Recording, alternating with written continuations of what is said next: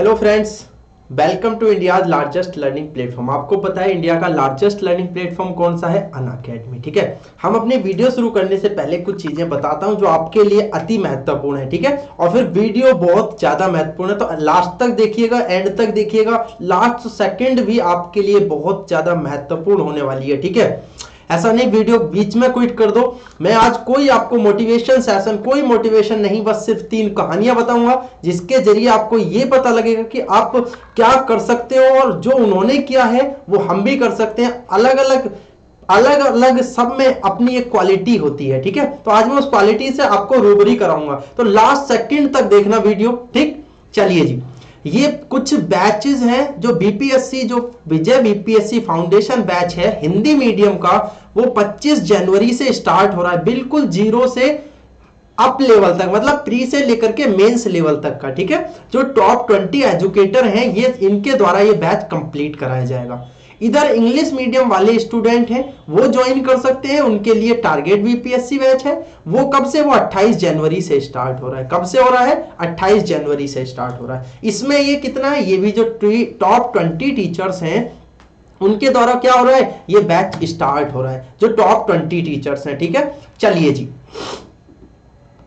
आइए, अगर आप मेंस की तैयारी करना, अगर आपके मार्क्स, मैं अभी बताऊंगा एक स्ट्रेटजी सेशंस की 5 PM पर बिल्कुल लाइव है, लाइव मेरी क्लास है, आप जाकर के देख सकते हो पीछे 5 PM पर। ठीक है, तो उस पर मैंने बताया हुआ है आपके लिए कि क्या स्ट्रेटजी होगी मेंस के लिए। आपके पीटी में पीटी की आंसर की आ गई है, तो बिल्कुल मेंस में जुट जाइए, बिल्कुल आंख बंद करके मेंस में जुट जाइए। अगर आपके 90 मार्क्स भी है तब भी मेंस में जुट जाइए।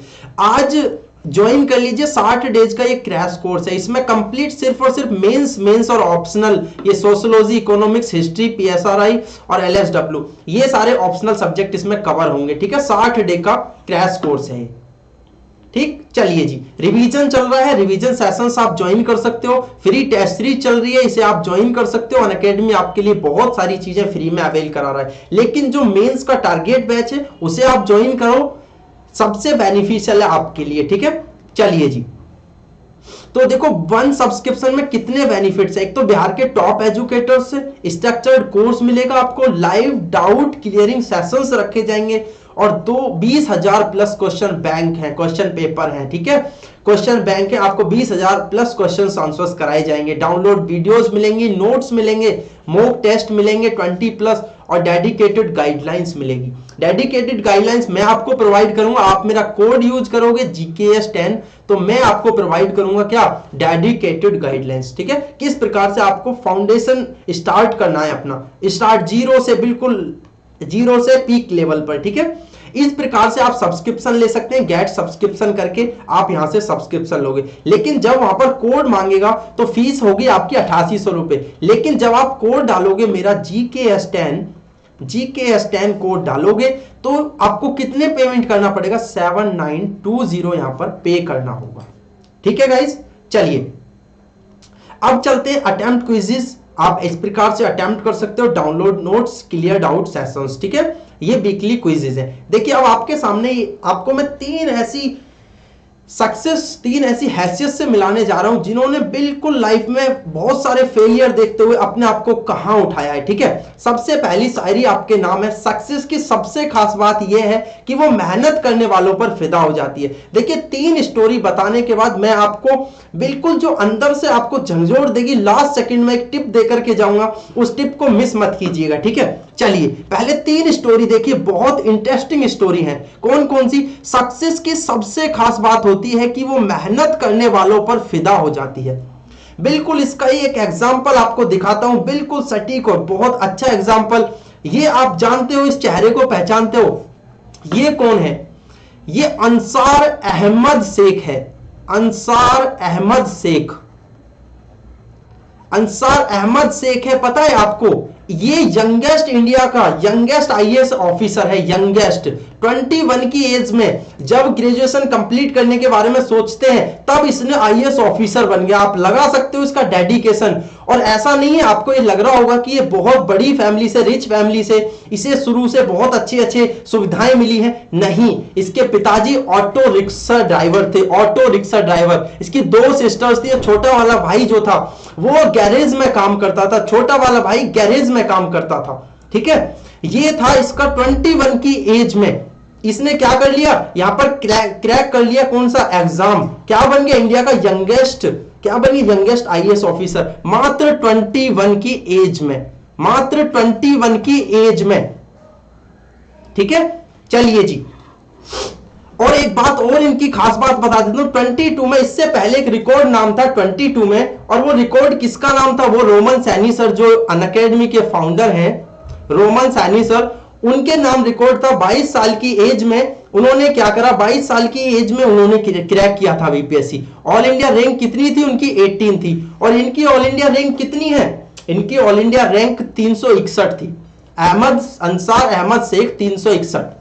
जब इन्होंने पहली बार अपने घर में कहा था मैं आईएएस ऑफिसर बनूंगा, तब पता है क्या हुआ था, तब वो सारे के सारे चौंक गए थे कि क्या कह रहा है, ठीक है। उसके बावजूद इन्होंने कम सुविधा में क्या करा, पढ़ाई करी, और उसके बाद क्या हुआ, आईएएस ऑफिसर, इंडिया का यंगेस्ट आईएएस ऑफिसर है 21 की एज में। ये ऐसी शख्सियत है जो पीछे मैंने शायरी बताई वो बिल्कुल इन पर फिट हो रही है। सक्सेस की सबसे खास बात है कि वो मेहनत करने वालों पर फिदा हो जाती है। क्या हो जाती है, मेहनत करने वालों पर फिदा हो जाती है, ठीक है। चलिए जी, अब सेकंड में आपके सामने एक और शायरी लेता हूं। शायरी नहीं है, क्वेटा है जो आपकी जिंदगी बदल देगा, ठीक है। अपने आप पर भरोसा रखो, तुम्हारा किस्सा किसी दिन कहानी बनेगी। इसका एक बहुत अच्छा एग्जाम्पल आपके सामने मैं दूंगा, इसका बहुत अच्छा एग्जाम्पल है जो मैं आपके सामने दूंगा। देखिए, इस चेहरे को पहचानते हो, ये क्या चेहरा है, ये चेहरा है रतन टाटा, इंडिया के जाने माने, क्या कि वर्ल्ड के जाने माने उद्योगपति में इनका नाम शुमार है। क्या है, रतन टाटा। सब जानते हैं रतन टाटा के बारे में, लेकिन इनकी कहानी के बारे में, इनके स्ट्रगल के बारे में कोई नहीं जानता। आज जानते हैं ये इतने बड़े उद्योगपति हैं, लेकिन स्ट्रगल देखा इनका आपने, इनका स्ट्रगल नहीं देखा होगा आपने, ठीक है।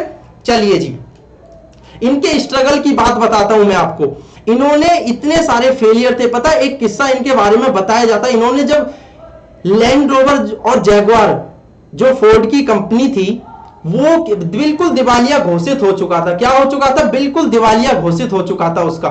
उसके बाद में इन्होंने क्या किया, उसका अधिग्रहण किया। 2008 में इन्होंने उसका अधिग्रहण किया उस कंपनी का। तो लोग पता है क्या कहने लगे थे, रतन टाटा पागल हो गया है, रतन टाटा पागल हो गया, ये बर्बाद होएगा, ये बर्बाद हो जाएगा, इसे कुछ नहीं पता कौन सी कंपनी खरीदनी चाहिए। लेकिन इन्होंने क्या करा, इन्होंने अपनी जिद थी। तब पता है एक बार प्रेस कॉन्फ्रेंस में, आज आप जानते हो टाटा को, टाटा किसके नाम से जाने जाते हैं, जैगुआर लैंड रोवर के लिए टाटा को जाना जाता है। इतनी बड़ी बड़ी कंपनियां टाटा प्रोवाइड कराती है, टाटा हमें प्रदान करती है इतनी बड़ी बड़ी कंपनियां। तो आज आप इसके बहुत अच्छे से जानते हो क्या क्या शुमार है, जैगुआर का क्या नाम है। इन्होंने उठाई उस कंपनी को। देखो, इनसे जब एक प्रेस कॉन्फ्रेंस में यह पूछा गया कि आपने जब जैगुआर डूब रही थी, जब जैगुआर डूब रही थी और फोर्ड जब डूबने वाली थी, इंडिया में दिवालिया घोषित होने वाली थी, आपने उसे खरीद लिया, क्यों, ये आपका रॉन्ग डिसीजन था, राइट डिसीजन था, क्या सोचा। तो पता है इन्होंने बहुत ही प्यारा सा एग्जांपल दिया, इन्होंने बहुत ही प्यारा सा वाक्य कहा। इन्होंने कहा मैं जिंदगी में ये नहीं देखता क्या रॉन्ग डिसीजन है, क्या सही डिसीजन है, ठीक है, क्या रॉन्ग है, क्या राइट है, जो मैं डिसीजन ले लेता हूं उसे पूरा करके दिखाता हूं। तो ये उसका एग्जाम्पल था कि उसे पूरा करके दिखाया किसने, रतन टाटा ने। जो एग्जाम्पल, जो भी डिसीजन ले लिया उसे पूरा किया। तो ये बेहतरीन एग्जाम्पल आपके सामने था रतन टाटा का, ठीक है। आप भी अगर ये डिसीजन ले लोगे कि मुझे बीपीएससी क्रैक करना, आईएएस क्रैक करना, तो आप कुछ भी कर सकते हो। लेकिन डिसीजन लेना नहीं, डिसीजन पर वर्क करना भी। इन्होंने काम किया, इन्होंने टाटा मोटर्स पे काम किया, इन्होंने इंडिका गाड़ी, पता है इंडिका गाड़ी के लिए जो फोर्ड ने, पता है जब फोर्ड के साथ इनकी इंडिका गाड़ी निकाली थी इन्होंने शायद 1998 में, तो उस टाइम पे इन्हें बहुत ज्यादा इंडिका पिट गई थी, इनकी मार्केट गिर गई थी, बिल्कुल बर्बाद होने की कगार पर थे। तब फोर्ड के साथ इन्होंने फोर्ड को बेचने वाले थे, और हुआ क्या इसका उल्टा, जस्ट कि फोर्ड को इन्होंने खरीद लिया। फोर्ड की लैंड रोवर और फोर्ड की आपने जैगुआर जैसी बड़ी बड़ी ब्रांड को इन्होंने खरीद लिया, और जबकि फोर्ड इन्हें खरीदना जा रहा था उस टाइम पर। तो ये होता है फेलियर। लेकिन इन्होंने डिसीजन लिया कि मैं वर्क करूंगा। तो वर्क करना पड़ता है, आपको आईएएस बनना है या आपको पीसीएस बनना है, आपको उस पर काम करना पड़ेगा गाइस, ठीक है। चलिए जी, अब चलते हैं तीसरे बहुत प्यारे और बहुत अच्छे एग्जाम्पल की तरफ। मंजिलें भी जिद्दी हैं, रास्ते भी जिद्दी हैं, देखते हैं कल क्या होगा, हौसले भी तो जिद्दी हैं। अब इसका एक बहुत प्यारा सा एग्जांपल मैं आपके सामने लाता हूं। उस एग्जांपल को देख के आप बिल्कुल ये सोचो कि इंसान क्या नहीं कर सकता। आप तो सिर्फ और सिर्फ बिल्कुल अच्छे होकर के, बिल्कुल आपके हाथ पैर सब कुछ सलामत है, उसके बाद आपको पढ़ने के लिए बोला जा रहा है और वो आपसे नहीं होता। ठीक है, तो मैं आपको एक एग्जाम्पल बताता हूं। इसका चेहरा, ये जो हमारी हमारी क्या है, एम्प्यूटी है। एम्प्यूटी समझते हो, जो अपंग होती है, जो एम्प्यूटी है उन पर हमें गर्व होना चाहिए। ये जो देख रहे हो ना, ये कौन है? ये अरुणिमा सिन्हा है। कौन है? अरुणिमा सिन्हा। अरुणिमा सिन्हा है ये। ठीक है, चलिए जी, अब इसके बाद मैं बताता हूं ये कौन थी। ये ऐसी नहीं है, यहां पर दिख रहा है, ये इन्होंने इंडिया का क्या ले रखा है, झंडा ले रखा है। और उसके बाद ये कहा, माउंट एवरेस्ट की चोटी पर है। ठीक है, ये माउंट एवरेस्ट की चोटी पर है। ठीक है, तो अरुणिमा जो सिन्हा है, अरुणिमा जो सिन्हा है, ये वॉलीबॉल प्लेयर थी। कौन थी ये? वॉलीबॉल प्लेयर थी, ऐसी नहीं थी, वॉलीबॉल प्लेयर थी ये। ठीक है, ऐसे नहीं थी। यहां पर एम्प्यूटी ने ऐसे नहीं बोला गया, एम्प्यूटी होती है जो अपंग होती है। ठीक है, तो ये वॉलीबॉल प्लेयर थी। एक चैन स्नैचर्स ने, जब ये कार से इनके साथ एक एक्सीडेंट हुआ था, ट्रेन का एक्सीडेंट, आप सबको पता होगा या मैं आपको बता देता हूं। तो बदमाशों ने क्या हुआ, इसकी चैन छीननी चाहिए, जो इन्होंने चैन पहन रखी थी। तब ऐसे थोड़ी थी, वही वॉलीबॉल प्लेयर थी। तो इसने क्या हुआ, उनसे लड़ाई की, तो उन्होंने इसे ट्रेन से नीचे फेंक दिया, जिससे टकरा करके इनकी टांग कट गई थी। जिससे टकरा करके बाद में बोला गया कि ये सुसाइड करने गई थी, ये फेलियर था, सुसाइड करने गई थी, सुसाइड नहीं हो पाई, टांग कट गई, कुछ भी बोलो। हॉस्पिटल में पड़ी रही 1 महीना तक, हॉस्पिटल से आने के बाद इन्होंने सोचा मुझे नहीं रुकना है यहाँ, नहीं थमना है, मुझे कुछ बड़ा करके दिखाना है। तो इन्होंने माउंट एवरेस्ट फतेह करने की सोची। इन्होंने क्या सोची? माउंट एवरेस्ट फतेह करने की सोची। और ट्रेन एक्सीडेंट इनका कब हुआ था? 2011 में। 2011 में इनकी टांग कटी थी। और 2013 में पता है क्या करा इन्होंने? 2013 में माउंट एवरेस्ट की चढ़ाई करके, माउंट एवरेस्ट पर तिरंगा लहराने के बाद में इन्हें रिकॉर्ड, एक इतिहास रच दिया। पहली वर्ल्ड की एम्प्यूटी महिला है जिन्होंने इतिहास रचा है, सबसे पहले माउंट एवरेस्ट की चढ़ाई की एक टांग से। आप लगा सकते हो, जो एक टांग से 8,848 किलोमीटर चढ़ सकती है, उस चोटी को फतेह कर सकती है, वो क्या नहीं कर सकती। तो बिल्कुल इन्हीं के लिए क्वेटा था, मैंने पीछे बताया था कि मंजिलें भी जिद्दी हैं, वो चढ़ाई भी जिद्दी थी 8,848 किलोमीटर की। उसके बाद रास्ते भी बहुत जिद्दी थे। अब कल क्या होगा ये नहीं सोचा, मैं मरूंगी जीऊंगी। इनके हौसले भी थे कि मैं उस पर चढ़ाई करूंगी, इतिहास रचूंगी, कुछ नाम करूंगी, नाम करके हमेशा के लिए ये। ठीक है, चलिए, ये 3 एग्जाम्पल आपके सामने मैंने इसलिए लिए हैं कि ये ऐसे लोग थे जिन्होंने बहुत फेलियर देखा। फर्स्ट जो एग्जाम्पल था, उन्होंने फर्स्ट अटेम्प्ट में क्लियर किया, अपनी रणनीति बनाई। 2 एग्जाम्पल ऐसे थे जिन्होंने बिल्कुल इतना फेलियर देखा कि उसके बाद में सब थक जाते कि अब मेरे बस की नहीं है, अब मेरे बस की नहीं है। ठीक है, वही मैं कहना चाहता हूं, आप इतने सही सलामत होकर के पढ़ाई नहीं कर। और एक बात और बता देता हूं, इनके पीछे मोटिवेशन ऐसा नहीं इन्होंने मोटिवेशन वीडियो देखी है। अब मैं लास्ट आपको टिप दे रहा हूं, क्या टिप है वो, उसे सुनना ध्यान से। इनके साथ ऐसा नहीं था, इनके साथ ऐसा नहीं था कि ये सोच रहे थे कि मुझे ये करना नहीं, इसके पीछे इनका कोई रीजन था, अपना मकसद था। जैसे रतन टाटा ने जो फोर्ड खरीदी, इसके पीछे भी रीजन ये था कि जब ये इनकी फोर्ड में जब मीटिंग की थी, बेइज्जती की थी। बेइज्जती मतलब इनसे ये बोला था, जब आपको कार बनाना नहीं आता तो क्यों बनाते हो, वो बात दिल पे लगी थी। ठीक है, और इनके ये बोला था, इनको बोला गया था कि ये सुसाइड करने गई थी, ये सुसाइड करने गई थी, ये बात दिल पे लगी थी। उसी प्रकार से आप भी किसी की कुछ भी बात को दिल पर लगा, जब तक आपके दिल में आग नहीं लगेगी ना, जब तक आपके दिल पर कोई बात नहीं लगेगी, आप उसे पूरा करने के लिए नहीं जुटोगे। तो दिल पर आप बात लो। कैसे? आप ध्यान करो कि आपके पिताजी को आपको लेकर किसने क्या कहा है, आपके रिश्तेदारों ने क्या कहा है। आज से 2-4 साल बाद पता है रिश्तेदार आपसे कटने लगेंगे, साइड होने लगेंगे। अभी तो बोलेंगे बेटा आजा बढ़िया, जब आप एक एज हो जाएगी उसके बाद आप पेपर नहीं दे पाओगे, नहीं निकाल पाओगे, आप थक जाओगे, उसके बाद आपका मजाक उड़ाएंगे। चले थे ये तैयारी करने, चले थे बीपीएससी निकालने, चले थे ये आईएएस निकालने।